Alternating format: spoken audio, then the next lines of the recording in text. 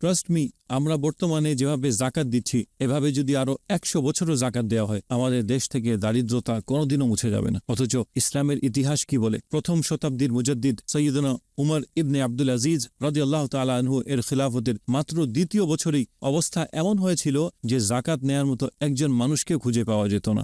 আজ আমাদের দেশে মুসলমানের সংখ্যা আগের তুলনায় অনেক বেশি, জাকাতের অর্থের পরিমাণও বিশাল, কিন্তু সমাজ থেকে অভাব দূর হওয়ার কোনো লক্ষণই দেখা যায় না। কেন?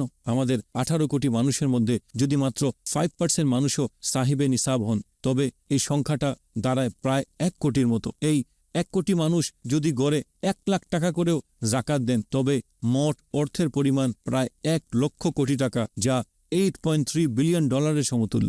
এটি একটি দেশের অর্থনীতি বদলে দেওয়ার জন্য যথেষ্ট। আসলে সমস্যাটা টাকার অঙ্কে নয়, সমস্যা আমাদের মানসিকতায় এবং আমাদের বন্টন পদ্ধতিতে। আমরা জাকাত দিচ্ছি কিভাবে? কেউ জাকাতের শাড়ি দিচ্ছে, কেউ জাকাতের লুঙ্গি দিচ্ছে, কেউ আবার 1000 টাকা করে 100 জনকে বিলিয়ে দিচ্ছে।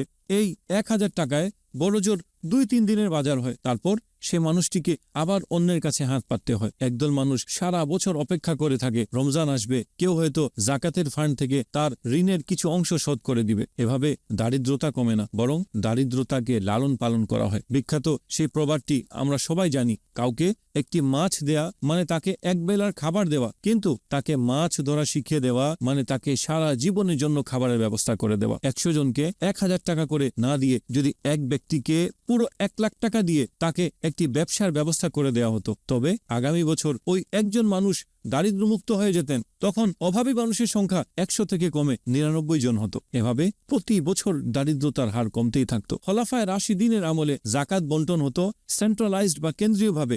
আজ আমরা সেই প্রাতিষ্ঠানিক পদ্ধতি হারিয়ে ফেলেছি। বিচ্ছিন্নভাবে জাকাত না দিয়ে আমাদের প্রয়োজন একটি শক্তিশালী কেন্দ্রীয় জাকাত ব্যবস্থাপনা। আজকাল ধনীদের বাড়ির সামনে জাকাতের জন্য লম্বা লাইন লেগেই থাকে। যারা এবছর জাকাত নিচ্ছে দেখা যায় পরের বছর ঠিক তারাই আবার লাইনে দাঁড়িয়ে আছে। ধনীরা জাকাত দিয়ে সওয়াব কামাচ্ছে ঠিকই, কিন্তু গরিবরা প্রজন্ম থেকে প্রজন্ম গরিব থেকে গরিবই থেকে যাচ্ছে। নাসাই শরীফের 1347 নম্বর হাদিসে রাসূল করিম সাল্লাল্লাহু আলাইহি ওয়াসাল্লাম সাহাবায়ে কেরামকে একটি দোয়া শিখিয়ে দিয়েছিলেন, আল্লাহুম্মা ইন্নী আউযু বিকা মিনাল কুফরি ওয়াল ফাকর, অর্থাৎ হে আল্লাহ, আমি আপনার কাছে কুফর এবং দারিদ্রতা থেকে আশ্রয় চাই, পানাহ চাই। সাহাবীরা অবাক হয়ে জিজ্ঞেস করলেন, ইয়া রাসূলুল্লাহ, কুফর আর দারিদ্রতা একসাথে কেন? উত্তরে রাসূল করিম সাল্লাল্লাহু আলাইহি ওয়াসাল্লাম বলেছিলেন, দারিদ্রতা মানুষকে কুফরি পর্যন্ত নিয়ে যায়। তাই দারিদ্র বিমোচন কেবল সমাজসেবা নয়, এটি ঈমান রক্ষারও লড়াই। আসুন জাকাতকে শুধু দান হিসেবে নয় বরং একটি বিপ্লবী অর্থনৈতিক ব্যবস্থা তথা দারিদ্রতা বিমোচনের হাতিয়ার হিসেবে ব্যবহার করি।